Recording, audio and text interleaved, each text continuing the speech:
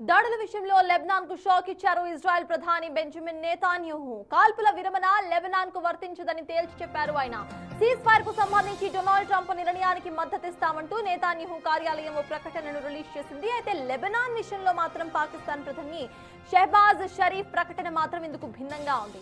America, Iran అంగీకరించిన కాల్పుల విరమణ ఒప్పందం లెబనాన్ కు కూడా వర్తిస్తుందని ఆయన తెలిపారు.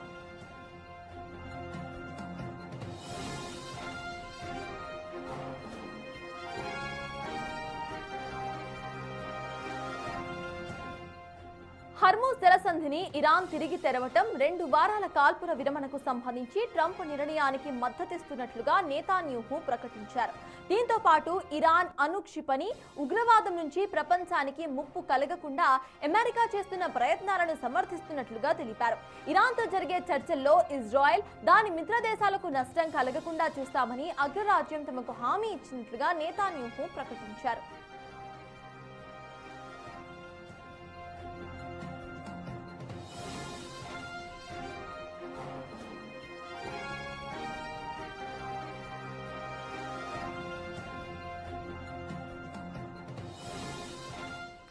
ఇదిలా ఉంటే లెబనాన్ పై ఇజ్రాయెల్ విరుచుకుపడుతోంది. దక్షిణ లెబనాన్ లోని పలు సిటీలు టార్గెట్ గా ఐడిఎఫ్ దాడులు చేస్తోంది. తమ మిత్ర దేశాలపై కూడా దాడులు చేయవద్దని ఇరాన్ ప్రతిపాదించిన 10 పాయింట్లలో స్పష్టం చేసిన ఇజ్రాయెల్ దాడులను మాత్రం కొనసాగిస్తోంది.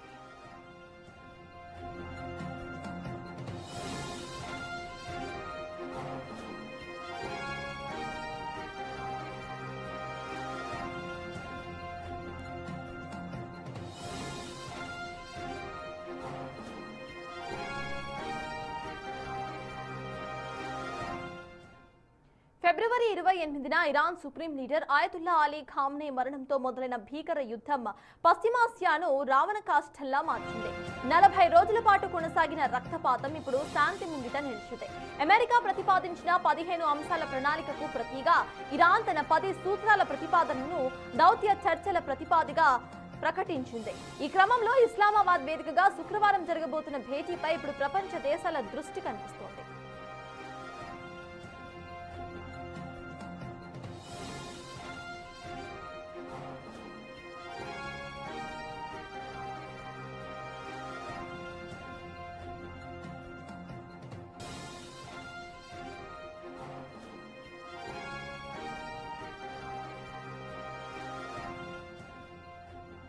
యుద్ధంలో తాము ఆశించిన లక్ష్యాలను దాదాపు సాధించామని, శత్రువును నిస్సహాయ స్థితిలోకి నెట్టేశామని Iran supreme national security council ప్రకటించింది. దేశం కోసం ప్రాణత్యాగం చేసిన ఇరాన్ ప్రజలకు ధన్యవాదాలు తెలుపుతూ యుద్ధాన్ని ముగించేందుకు అమెరికా ముందు కఠినమైన షరతులను ఉంచింది. ఈ మేరకు 10 సూత్రాల ప్రణాళికను అమెరికా ముందు ఉంచింది.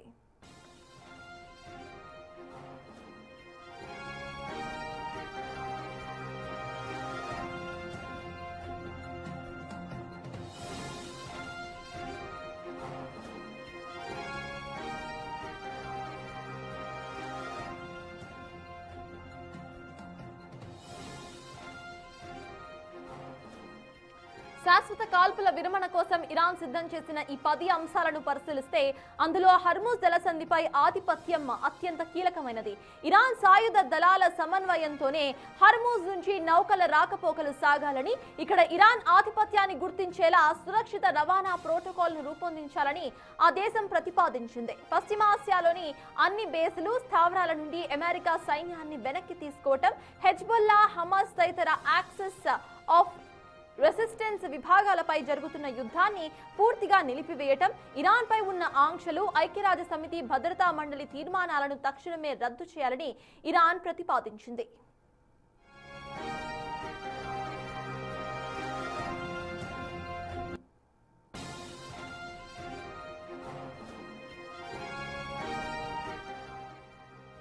యుద్ధం వల్ల ఇరాన్ కు జరిగిన నష్టానికి పూర్తి స్థాయిలో పరిహారం చెల్లించాలని, విదేశాల్లో స్తంభించిపోయిన ఇరాన్ ఆస్తులు, నిధులు తక్షణమే రిలీజ్ చేయాలని ఇరాన్ ప్రతిపాదించింది. ఈ ఒప్పందాలన్నీ కూడా ఐక్యరాజ్య సమితి భద్రతా మండలి ద్వారా చట్టబద్ధంగా అమలు కావాలని స్పష్టం చేసింది. చర్చల అనంతరం ఈ ప్రతిపాదనలకు అమెరికా అంగీకరిస్తేనే యుద్ధానికి ముగింపు పలుకుతామని ఇరాన్ తన ప్రకటనలో స్పష్టం చేసింది. ఈ క్రమంలో 14 రోజుల కాల్పుల విరమణ కాలంలో దౌత్యం ఎలా సాగుతుంది అనే దానిపై ప్రపంచ దేశాల భవిష్యత్తు ఆధారపడి ఉంది.